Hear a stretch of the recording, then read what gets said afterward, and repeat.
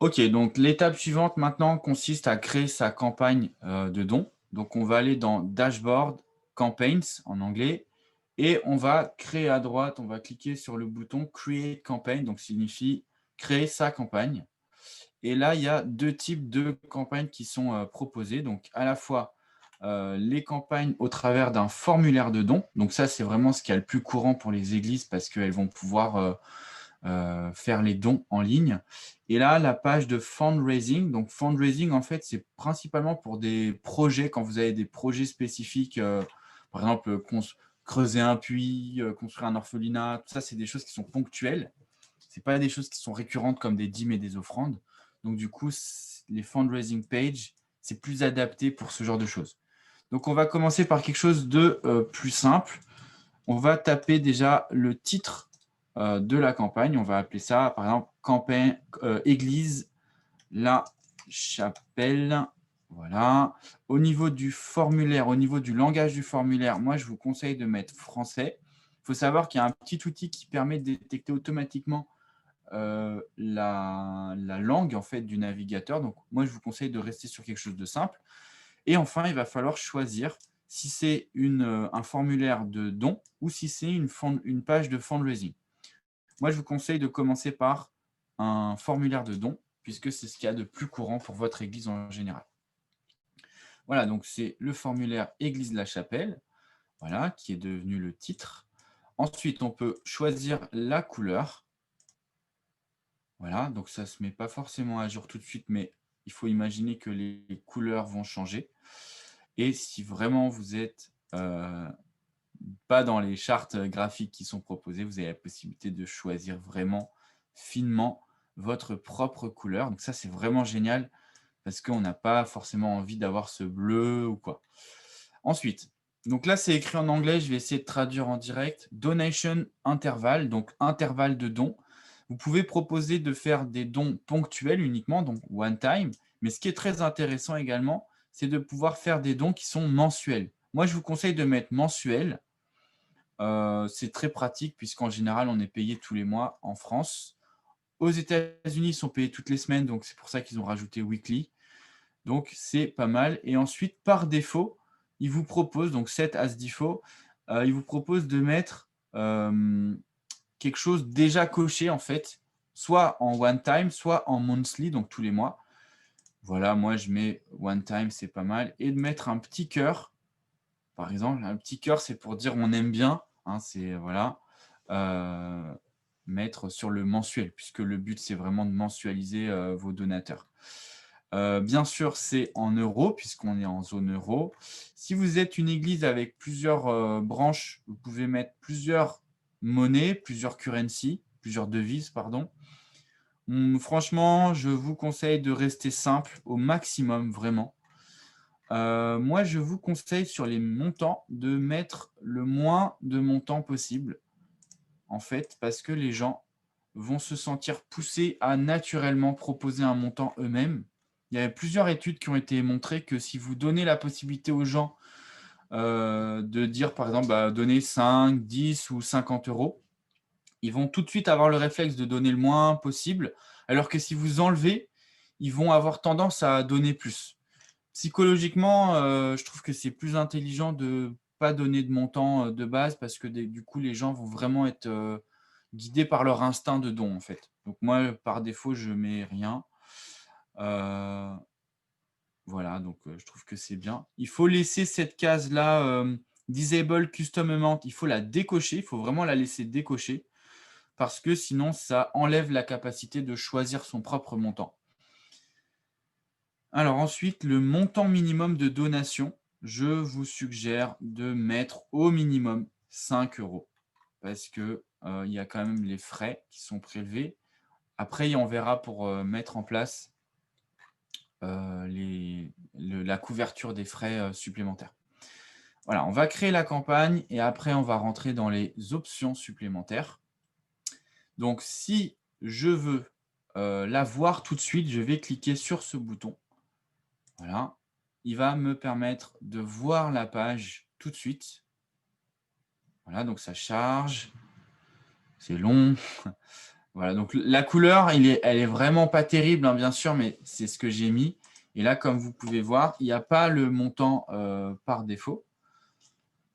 Et il y a le commentaire. Donc, on va voir comment on peut régler ça mieux plus tard. Donc là, 88 €. Voilà, donc les informations de base. Voilà. Veuillez corriger les erreurs, tout ça. Ce qui est bien, c'est qu'il y a le bouton en haut à droite qui est déjà intégré, donc c'est super. OK, maintenant, on va continuer à éditer, continue editing, donc continuer à éditer pour personnaliser davantage. Donc là, on voit qu'il y a différents onglets qui sont là, qui vont permettre de mieux définir, mieux éditer, mieux voir comment configurer en fait son formulaire de don. Et c'est très important de le faire vraiment bien dans le détail. Donc, on va donc sur la partie basique, on va rester comme ça, c'est bien. Sur la partie, donc on peut cliquer soit sur Save Next, voilà, et ça va directement sur la partie suivante. Tant qu'on n'a pas fait de modification, il n'y a rien à enregistrer. Donc, après, il y a pas mal de choses qui sont sympas. C'est pour ça qu'on vous a recommandé vivement cet outil. Parce qu'en fait, vraiment, ça fait la différence de l'autre côté. Là, c'est vrai qu'on a la vision un peu complexe, mais quand on est de l'autre côté, de voir quelque chose qui est très proche de ce qu'on veut utiliser, tout de suite, ça favorise le don. OK, donc pour cette page-là, on ne va pas changer grand-chose, si ce n'est la partie sur le message de remerciement. Donc là, on va marquer par exemple l'église La Chapelle vous remercie pour votre générosité. Voilà, c'est pas mal, c'est simple et court. On va faire Save and Next. Voilà, donc il est passé à l'étape suivante. Là, ça, c'est l'email de reçu. Donc ça, c'est l'email de remerciement. D'accord, Receipt Email Body, donc c'est l'email de reçu. Et en général, il faut remercier en fait. Dire, donc là, il faut le marquer en français, bien sûr.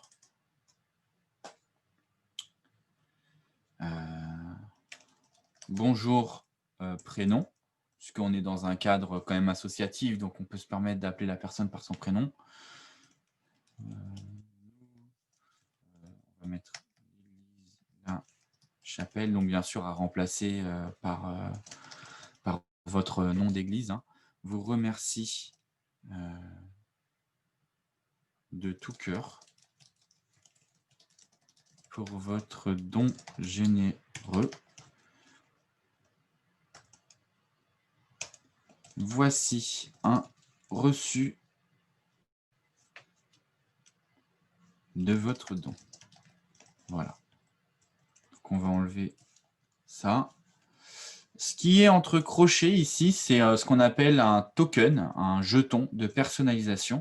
Donc ça, je vous encourage à ne pas le modifier, puisqu'en fait, il va modifier, il va remplacer par exemple, il va remplacer le donation details par en fait le ticket de reçu. Donc ce qui fait qu'il n'y a rien à modifier. Il va remplacer ces informations par le reçu qui est contenu dans le don qui a été fait. Voilà, donc merci. Et là, on peut mettre, je ne sais pas moi, Sandra, par exemple, de l'équipe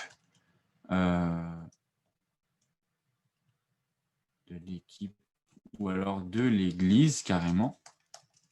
La Chapelle. Voilà. Send test mail, c'est pour envoyer un email de test.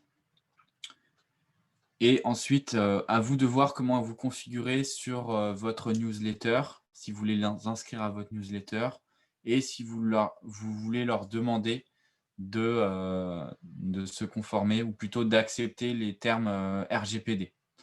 Donc ça, c'est vraiment à vous de voir comment vous souhaitez le faire, ou alors si vous avez un outil qui le gère en dehors de DonorBox. On va enregistrer, on va passer à l'étape suivante. Alors ça, juste pour vous montrer en parallèle, c'est les informations que vous demandez ici sont contenues à cet endroit-là. Donc, je pense que c'est important d'avoir l'adresse et le téléphone, puisque on peut mettre le téléphone en optionnel. Ça peut être bien derrière de pouvoir passer un coup de fil pour dire bah merci, vous avez bien donné là, et votre épouse, par exemple, a donné également. Est-ce que c'est bien la même famille ou alors est-ce que c'est votre sœur? Enfin, ça peut toujours être bien de récupérer un numéro de téléphone pour s'assurer avant la fin d'année fiscale que tout soit bien correctement renseigné. Voilà, moi je compte. Et du coup, les intervalles, donc de laisser comme ça. Là, c'est donc c'est des différentes options en fait au niveau du formulaire. Donc disable eux-mêmes leur montant. Enable Company Donation, ça en général, c'est pas trop pour la France, c'est pas encore disponible pour la France, je crois, donc il vaut mieux le laisser décocher. Ask Donor to Cover Processing Fee. Moi, je vous recommande de mettre ça parce que ça va être le petit bouton qui va vous permettre en fait de demander aux gens de couvrir les frais de transaction. Ça, c'est très utile et je vous recommande de le cocher par défaut puisque les gens en général sont là pour faire un don de générosité et donc n'ont pas peur de mettre 1 euro de plus ou 2 euros de plus pour couvrir les frais bancaires. Après, vous pouvez changer le titre du bouton, le verbe du bouton de donner à payer. Moi, je recommande de laisser en mode donner parce qu'on est quand même sur quelque chose de, de générosité et d'associatif. Voilà, ça, on ne va pas le voir pour le moment, c'est pour les États-Unis. Et ça, on ne va pas le voir non plus puisque page là, on ne va pas le changer puisqu'on va l'intégrer nous dans une page spécifique. Voilà, donc Save and Next. Voilà, Custom Field, donc les champs custom, c'est des champs supplémentaires. Donc en fait, je veux donner, par exemple, en mémoire de. Enfin, bon, pour nous, les églises en général, c'est pas forcément trop adapté. Ça peut des fois être pertinent, notamment si vous souhaitez. Alors là, par contre, ça peut être pertinent si vous souhaitez différencier les différentes caisses. Ça peut être très pertinent de dire bah, ça, c'est une offrande, ça, c'est un don, ça, c'est une dîme, ça, c'est pour le projet mission. Alors attention, bien sûr, il faut bien séparer si c'est la loi 1901 ou si c'est la loi 1905. C'est vraiment deux caisses différentes. Il faut faire bien attention à ça. Hein. Là, je ne rentre pas dans ces détails juridiques, c'est vraiment la partie technique. OK, save and next. Donc là, il n'y a rien à changer. OK. Ça, c'est le tracking. Alors là, c'est un petit peu compliqué. Pardon, c'est allé trop vite. C'est le tracking. Là, je ne vais pas rentrer dans les détails. C'est vraiment si vous avez un développeur ou un marketeur dans votre équipe qui va pouvoir vous expliquer ce que c'est que le Google Analytics.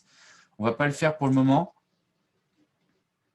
Je ne vais pas non plus rentrer trop dans les détails. Le but, c'est vraiment d'aller vite au but. Vous pourrez jouer après, entre guillemets, avec l'outil. Crowdfunding, donc non, ce n'est pas le but. Et ensuite, design. Donc, voilà, vous pouvez mettre votre propre logo. En fait, il dit bien que c'est pour les pages. OK, donc là, du coup, je vais pouvoir voir à quoi ça ressemble. Voilà, donc il faut mettre un montant personnalisé. Voilà, donc vous avez vu le champ, les champs, il y a plus de champs qui sont disponibles. Et ensuite, voilà, donc il demande que c'est nécessaire. Et à la fin, si je remplis toutes ces informations, il va me demander de couvrir les frais de paiement. Voilà, donc une fois que j'ai terminé, donc je vais cliquer sur Save and Preview. Voilà.